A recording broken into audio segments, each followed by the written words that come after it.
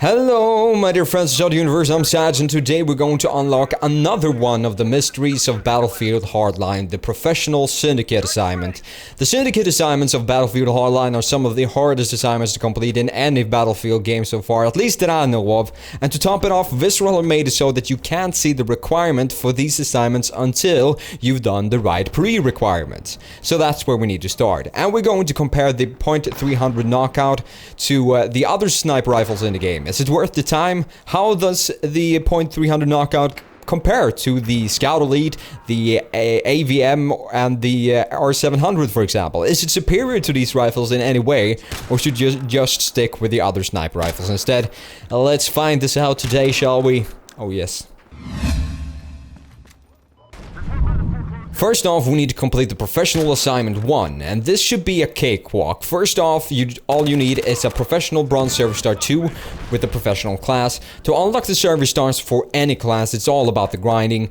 When you've got enough score with that class, you will get a Service Star. Easy peasy Japanesey. And after we've unlocked that, we need 10 Sniper Rifles kills and 5 Laser Trip Mine kills. My suggestion would be to place the Trip Mines in doorways with closable doors and place them as low as you can.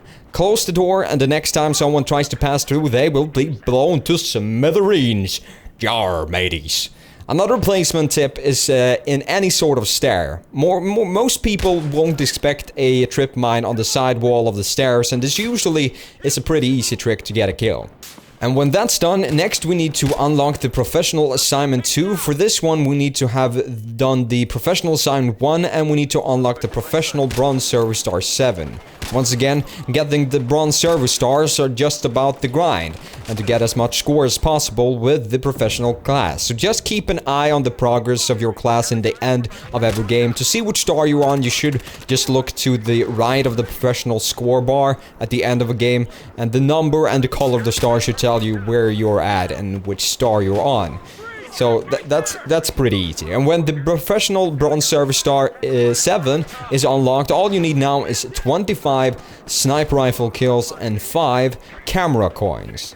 And the camera coins can be a pretty tricky thing to get, actually, especially without knowing the places where to put them and how the cameras actually work and what you need for each camera coin. So let's start explaining how the cameras work, alright? One camera can only spot one enemy at a time.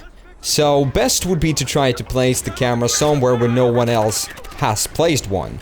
Another annoying thing is that if someone spots the same enemy as your camera has spotted, or if a hacker has an active scan in that area where your camera is, that overrides the spot done by your camera. So my suggestion would be to play on a team deathmatch server with no hackers, so that you can guarantee that as little of your camera spots as possible will be overridden. To get one single coin, you need 10 intel assists. That means that your camera needs to spot an enemy, and that enemy needs to be killed by someone in your team, and this needs to happen 10 times. Honestly, I think that 5 times would have been more reasonable, so I'm not really sure what they thought when they made the camera coins, but I don't know. Anyhow, the place where I had most success with my camera coins and to get them is on Team Deathmatch on the map Riptide. You should see now on the screen where I usually placed my cameras. Using the bushes is an excellent way to hide your cameras from being seen, and placing them in this way usually secured me 2 to 3 camera coins every map or every match, unless there was a hacker on the team.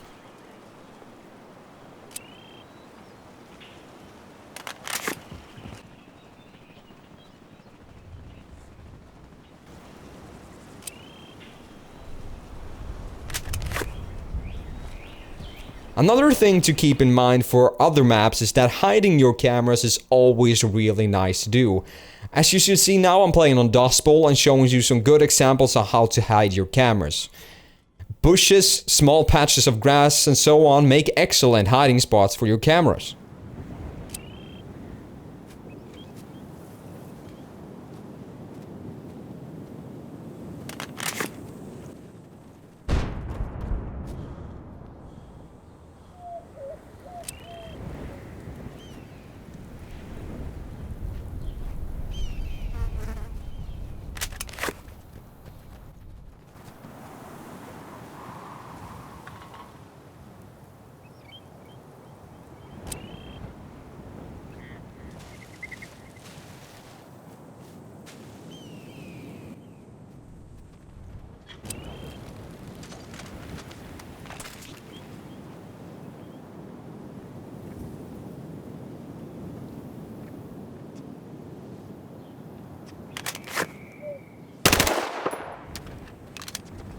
When the Professional Assignment 2 is done, you also unlock the MAC-10. This is actually a pretty decent sidearm with insane rate of fire that could help you out in many tight areas as the Professional class. When all of this is done, we need a couple of more things done until we can see those requirements for the Professional Syndicate Assignment in Battle Log. To remove those question marks, you need to have purchased 10 professional specific guns and or gadgets, and you need to unlock the Professional Gold Server Star 1 with the Operator class. Once again, getting server starts is all about the grind and using the same class over and over again to get more score for that class. And, well, after that is done, you can see in Battle Log the requirements for the Professional Syndicate Assignment. I'm a scat man. And now the fun begins. And by fun, I mean that you will be pulling out your own hair before this all is done, because you need 200 more sniper rifle skills to unlock the Professional Tier 4 reputation track in 10 different matches, 15 more camera coins, and 15 marksman coins. I have already explained how to do the camera coins, and getting sniper rifle kills is pretty self-explanatory. But to unlock the Professional Tiers 4 reputation track in 10 different matches, we need a trick or two to actually be able to complete this, because this is quite hard otherwise. I completed this by jumping into a no-kill small hotwire server with a 50% objective or reputation boost. Just set in hotwire as mode in the server browser and search for any server with the word kill in the server name of it, and you should find a couple of these servers. If you have a friend that could play the hacker, and he could use the upgrade skill that the hacker has on your squad a couple of times, this should help immensely, and this is actually the least painful way to do it. Doing it in hotwire could be quite frustrating sometimes. Anyhow, getting 15 marksman coins will pretty much go by itself. The tooltip says that you need a headshot in over 250 meters away to get a marksman coin, but you actually get a marksman coin if you, for example, get one 100 meter headshot, another 100 meter headshot, and then a 50 meter headshot, so all of those add up to a 250 meter worth of headshots. So this one is not that hard at all. All you really need to do is shoot headshots from a distance. Yeah. The grind required for this one is much more time consuming than it is for the Operator Syndicate Assignment, for example, so keep that in mind while starting this one. It's a pain in the buttocks, and you will experience a couple of bumps in the road along the way, I assure you. So let's compare the .300 knockout to the AVM and the Scout Elite. The Scout Elite has its own features, so that's why I picked that one. And the AVM is really close to the R700 in stats-wise, so I think this comparison is quite fair if we want to see where the knockout lies in comparison with the other two. And having the R700 in this comparison as well doesn't really do anything for the whole picture, so that's why I just choose the AVM if you guys wanted to know. I'm using Synthic.com, by the way, to make this comparison. Alright, let's start from left to right. The Scout Elite has a starting damage of 75, and the knockout and the AVM has 100 damage. This means that if you're standing really close to a person and hitting them in the chest with the AVM or the knockout, you will get a one-shot kill. The Scout Elite is never a one-shot kill unless you hit the head, of course. So, in close range engagement, the knockout and the AVM potentially could be better than the Scout Elite. Let's check the end damage. This is the damage that these weapons will do at the furthest range that you actually can shoot them from. It's a little bit different where the damage drop starts and the damage drop ends, and we're going to look at that as well. Anyhow, the Scout Elite actually has a little bit higher damage, just one more damage than the knockout at really long ranges, and the AVM is the one that takes the win here. But where this is interesting with the knockout and why it is such fun weapon to actually use is that the damage drop starts at 50 meters.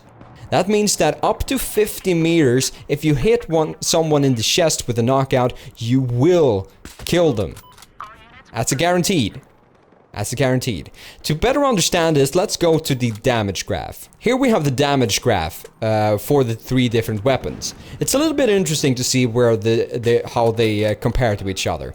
If we see here in the beginning up to let's see here, up to 12 meters, the Scout Elite does 75 damage, the Knockout 100, and the AVM 100. But after 12 meters, the AVM starts to drop off in damage. And when we get to 45 meters, the Scout Elite starts to drop off in damage. And when we are at 50 meters, the Knockout starts to drop off in damage. And at 80 meters, the Knockout actually does the least damage of them all. But this is why it's so interesting, because it has such a long range for you to actually get that one-shot kill, even though you're not hitting them in the head. So let's check another graph, shall we? The time to kill for the snipers is not that interesting, if I'm going to be totally honest. And it's but it's too cool to still potentially be interesting for some people, so I'm just going to check that one out. For some reason the AVM actually has a lesser time to kill, but once we get up to 30 meters, it becomes interesting. Then suddenly the AVM comes up to over 1 second, and the Knockout is still really fast at killing people. The Scout Elite are actually going pretty quickly up as well, so... But now it's getting interesting when we are at the further ranges. You see that the Knockout potential here is worse, but it's still better than the AVM. It's still better than the AVM. Alright, let's check the bullets to kill. Alright, so here we have bullets to kill for each weapon. This is the distance you need for the different weapons to be able to kill somebody, and this is how many bullets you actually need. In the beginning, up to 12 meters, as we said before, you only need 1 bullet for the AVM and the Knockout, and 2 bullets with the Scout Elite. Once you get over 12 meters, that's when the AVM needs 2 bullets, exactly as the same as the Scout Elite. Let's go up to 50 meters. The Knockout still just needs 1 bullet, and that's why this gun is so interesting and so amazing. And actually really interesting and fun to play with. Let's check a couple of other stats just to get a better feel of the weapons and why the Scout Elite might be a pick that you should choose other than the Knockout and the AVM, because the Scout Elite, where it actually shines, it's with its rate of fire. The Scout Elite actually has a rate of fire of 85. That's insanely fast for a bolt action rifle. It's insanely fast, and the Knockout actually is not that slow. It has 60 rate of fire, or 60 RPM if you want me to say that instead, and it's actually pretty nice. It's actually pretty decent. The AVM is a slow slugger, if you want to call it that, and that's why I sort of like the Knockout better than the AVM. If you're good with the AVM, it could be a beast, but the Knockout is awesome. It has a high rate of fire, and yeah, as I said before, it does kill somebody with 1 shot up to 50 meters. Let's check the muzzle velocity. You might wonder why the Knockout has less muzzle velocity than the other two. That's because the Knockout has a built-in silencer. The muzzle velocity is the speed of the bullet. That means it takes... the higher the speed, the less the travel time for the bullet between the muzzle and the target is. So you will have to compensate a little bit more with that for the Knockout because of that inbuilt silencer, but still, it's I don't know, it's amazing. And yeah, the reload times are pretty similar to all of these. The Scout Elite actually has a short reload time that is pretty amazing for a bolt action rifle, and the Knockout is actually faster than the AVM as well. The spread and the recoil on the Knockout is very manageable for a bolt action, so there's no real need for us to actually talk about it. But anyhow, so right now, is it worth to spend the time to unlock the .300 Knockout? I would say yes, because the role of the .300 Knockout is pretty unique, and it actually fills a hole which no other gun does. And it's a really fun weapon to play with. It's not the best at those long-range fights, but it usually does the trick if you can get headshots and can handle the bullet drop and so on. And in close quarters, it is a beast in the right hands. Press one of the annotation on the screen right now if you want to learn how to unlock the other Syndicate assignments and if you want to learn if it's worth the time or not. If you have any questions about the point 300 knockout or anything at all, please leave a comment below. I will reply, I promise you. Leave a like and a share to not be a square, and until next time. Bye.